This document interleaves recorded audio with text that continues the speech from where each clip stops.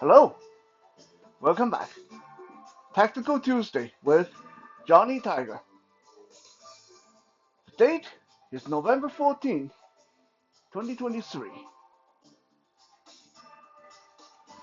Today we're going to talk about standing arm lock because this is one of the things that I get asked a lot during training and during conversations. Can you do standing arm lock? Like, why can't we learn how to do standing arm lock? And why can't you do a standing arm lock here? And today we're going to talk about that. But before that, as usual, we got a message from our sponsor.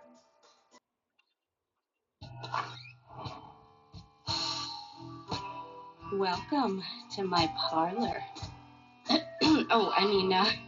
Welcome, traveler, to the Hidden Corner Finds. I am Joanne, and this is my humble store. Pull up a chair, stay a while, make yourself at home. What? Oh, you want to know what I'm selling? Everything and anything. In short, I have a passion for. Ugh, why did it just bleep me? All I said was. I have a passion for picking, I said. Yeesh. You can't say anything on YouTube these days without this censorship. Anyways, as I was saying, I have a passion for picking. For me, there is nothing more satisfying than finding a unique and forgotten item and uniting it with someone who will really appreciate it for years to come. Whether it's a soapstone carving, an old book, or simply a mug to make you laugh, I try and find something for everyone. My goal is to make you a confident buyer. Older items often have a lifetime of stories to tell. I strive to describe the good as well as the bumps and bruises they've experienced along the way. It's important that the pictures reflect what you will receive. To that end, I always encourage questions and will do my best to respond as quick as possible. Appreciate you stopping by the store. If you can't find what you're looking for, please don't hesitate to contact me. I'm always looking for new ideas and will keep an eye out for your item in my travels. Honey, what the happened to my action figure collection? Whoops, gotta go. Bye.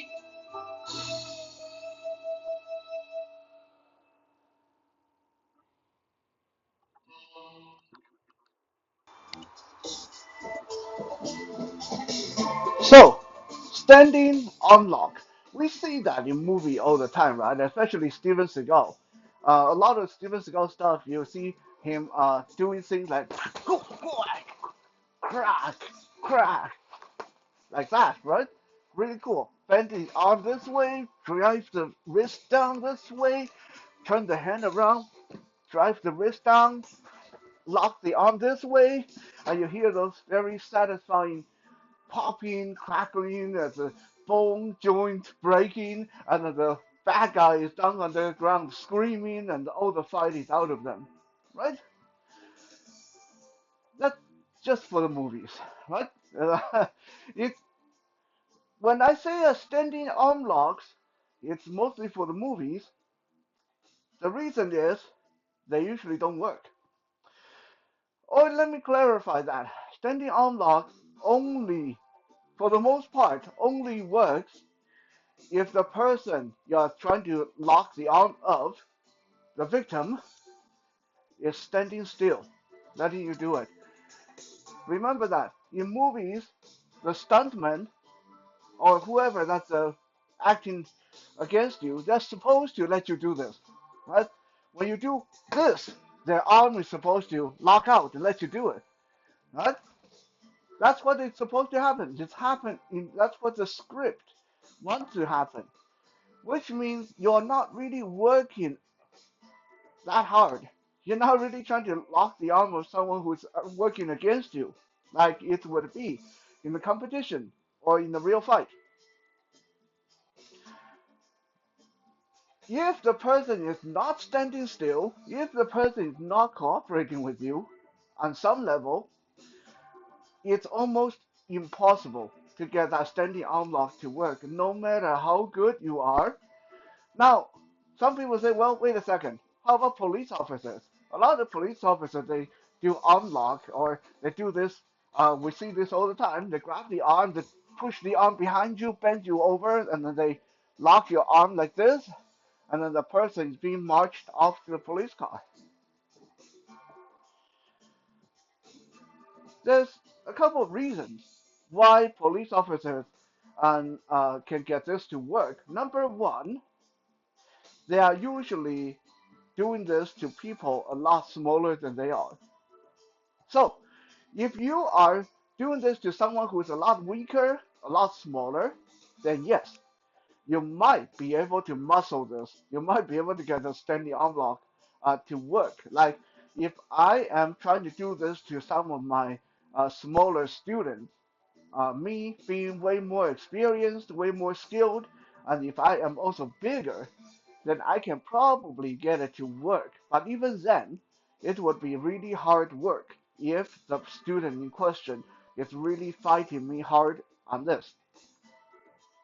So that is number one, why police officers can sometimes get this to work. You'll usually only see a big policeman doing this to a small criminal. Right? You're not going to see a big a policeman doing this to someone who is really a lot bigger than they are, a lot stronger than they are. Number two, why does it work for police officers? It's because police officers usually one have guns, two have backup, three they have the law on their side. So this means as a criminal, you already in your heart, in your head, you know you're not going to get out of it if even if you fight, right? You probably know on some instinctual level that if you fight, you're just going to get hurt really, really bad because now you're resisting arrest. It adds more to your charges, and even worse, now the police officer is justified to use more force. So on some level, you're letting them do this. You're not really trying to get away by fighting them, right?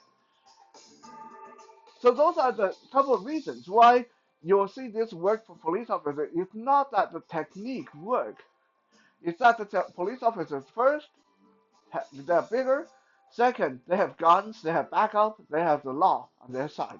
Now, if you take all that away, if it's like just normal Joe versus normal Joe on the street, or trained martial artists versus trained martial artists in the ring, standing on lock is foo-foo. It's just not going to like. I'm not going to say it's never going to work because maybe there's just that one person out there that I've not met yet. Maybe there's just that one person there due to some combination of freak chances and freak happenstances get that to work a couple of times in a real fight. Otherwise, barring that, maybe 0.159%, most of it, I can pretty confidently tell you, I don't care how good the person is, if they're not picking on someone a lot weaker than they are, or a lot lower rank than they are, or it's not a demonstration kind of environment. I mean, demonstration is easy, right? If I say George or Bruce, throw a punch at me, I'm going to show this arm lock. Bruce is going to throw a punch at me, and I expect this to come, and I go, Pah! Yeah, that makes the arm lock work. But that, again, that's what's supposed to happen. So today I'm going to tell you that the three reasons why arm locks mostly, almost always going to fail in a real fight. But before that, let's show some most common place seen arm lock, right? I'm not going to teach these. I'm just showing you guys a couple of the ones that you might think you've seen before. Okay. Number one, the person grabbing you, and then you put your hand on their hand. You secure their hand in place, and then you turn your body, turn your elbow into their elbow, and lock out their elbow joint. Okay, unlock that way. Another one, you grab the person's hand, turn their wrist so their palm is facing them, and then you drop your weight down. Unlock this way. Yeah. Another one is the person grab you, and then you do this two-handed Aikido thing, and then you circle behind them, and then drop them down to their knee, arm lock. Another one is very simple. You go in there, rest their elbow on your shoulder, you spin around, and then drive down on their arm to hyperextend their elbow, arm lock, right? Um, what else? There's this one is one of my favorites, which is when the person throws a punch, I'm going to get their arm under my armpit and then I lift up on their elbow joint like this. Some people say, well, if you say it doesn't work, how come you say that one's your favorite? I'm going to explain that, right? But first, so as you guys can see, there's a lot of different unlock. I've just shown like a tip of the iceberg there. There's maybe 50, 100, several hundred different variations to unlock, standing unlock. Um, so reason number one why standing unlock won't work is because you are not controlling the leverage point. It's very, very hard to control the leverage point. What is leverage point? Okay, when I want to do this one, where I rest their elbow on my shoulder, I get both hands on their wrist and pull down. My leverage point is their elbow. Okay? If I get it too far forward, and if I get it on the forearm, this is not going to work. If I get it on the bicep or on the tricep, it's not going to work. My shoulder have to be right under their elbow. Their wrist have to be facing a certain way for this to work. Otherwise, it's not going to work. So in this case, if someone, let's just use an imaginary person so you guys can see what I'm talking about. So let's say my left hand here is the shoulder, my left hand is the shoulder, right? And the person grab my right arm, pull it over their shoulder to try to do this unlock on me. All I would have to do is either take one step back or take one step forward. That's it. That's going to break the unlock. This is what I mean. When you're doing this standing unlock, you can't control the leverage point. Most people who's really good at the grappling game, who's really good at arm locks and arm bars and all that stuff, they know one of the most vital things that you need to do before going in for that arm lock, arm bar, whatever, is to control the body so the person can't thrash around. So the person can't have free range of motion because if the person can thrash around and squirm all over the place, you can't get that unlock to work. It's not going to work. You have to pin them. You have to secure them. But there's no way for you to pin them or secure them when they're not standing still. So yeah, okay, if you slam the person up against the wall and pin them against the wall, then you have a bigger chance of getting that unlock to work. But even then, it's very, very hard because all you take is one step to either direction, forward, back, left, right, or the person squat down, or the person raise up on tiptoe, and instantly the unlock is broken. I've shown this so many times. You guys can try this out at home, right? If you have a partner or a friend, tell them to put you in that police arm lock. This is not to teach you guys how to commit crime. This is to illustrate my point, how easy this is. Get your partner to try to get your arm up behind you and put you in that, uh, we call it the come hither arm lock, right? Get them to bend your arm behind you and put your arm up like that and bend you over like this, like the police style. And this is all you have to do. The moment they drive your arm up, step to the side. Step away from them. Alright, so let's say if your partner is doing it to your right arm, you step to the left. The person doing it to your left arm steps to the right. Instantly, arm lock, broken. Instantly not going to work. Okay, any arm lock is like that.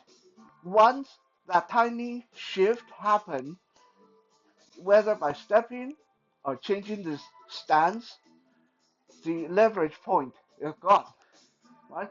Armbar, same thing, right? Even those of you who've done groundwork, Brazilian Jiu-Jitsu, you know, if you go in for that armbar and the person just happened to shift their arm one way or another way, then you got to be down there, fight for that arm to try to turn that arm the right way before you can do that armbar. Otherwise, it's not going to happen. So that's reason number one. You can't control the leverage point in a stand-up fight. So that makes arm lock extremely hard to get working. Number two, number two, why arm lock is hard to get working in or almost impossible. It's not even just hard. It's almost impossible to get working in a stand-up fight. It's because it's not a fair trade. You're not stopping the person's ability of hitting you. What do I mean by that? If I need to lock out Bruce's arm, for the most part, I need two hands to do this. I mean, there's some, like like I mentioned earlier, my favorite one, this one, where I get under my armpit and lift up.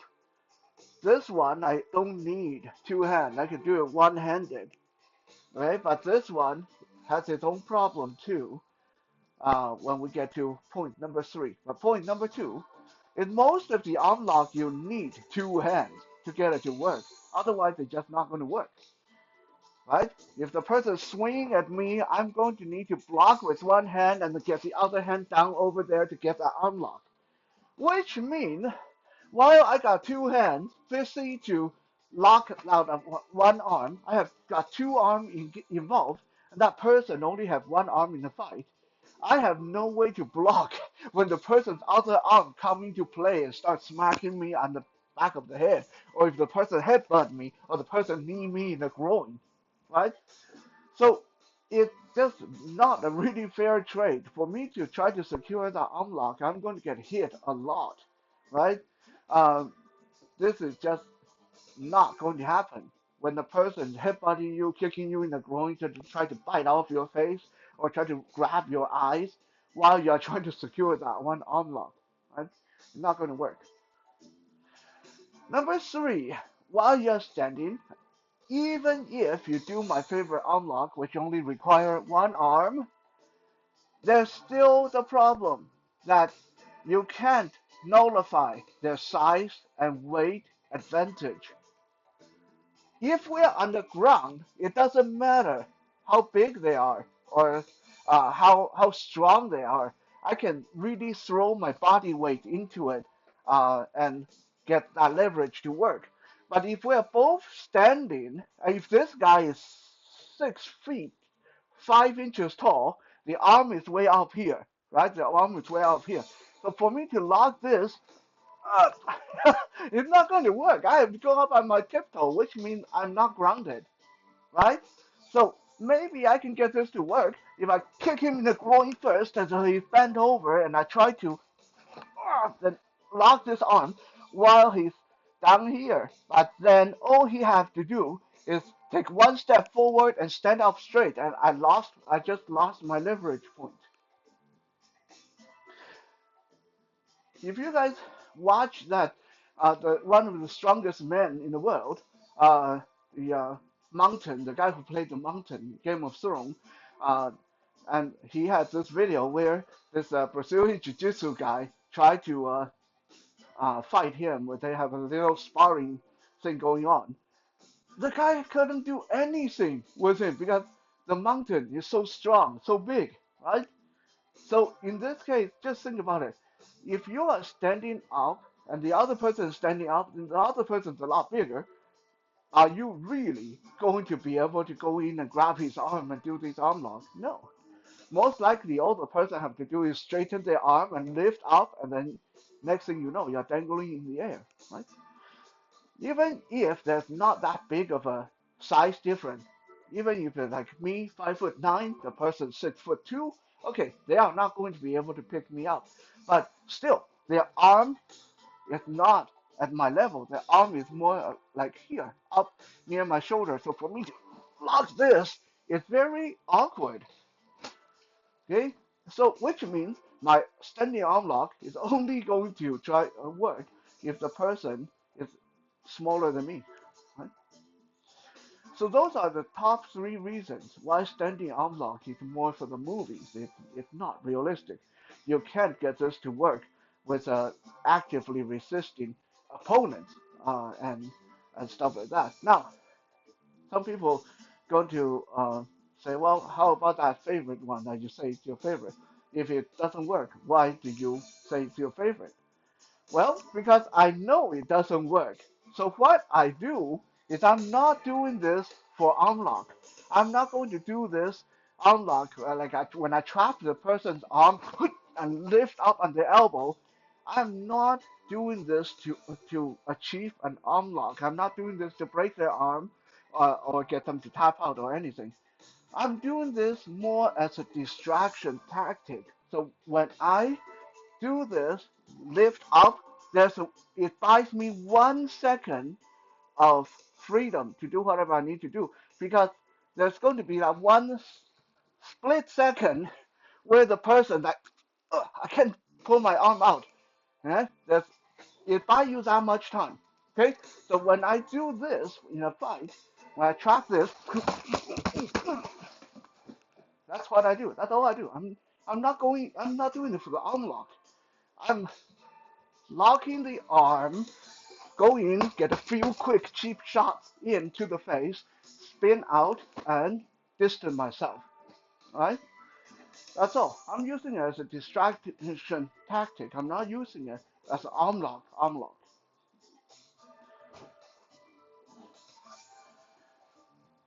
There are a lot of martial art movements out there. Unfortunately, more than half of them are filler materials, choreographed, mostly good for academic, fitness, uh, dance like workout, stuff like that. And standing arm lock is definitely one of them. Look cool in movies, look cool when Steven Seagal does it in movies, but when you actually try to get it to work, it won't work. And some of you going to feel bad. How come you can't get it to work? Don't worry, most people can't.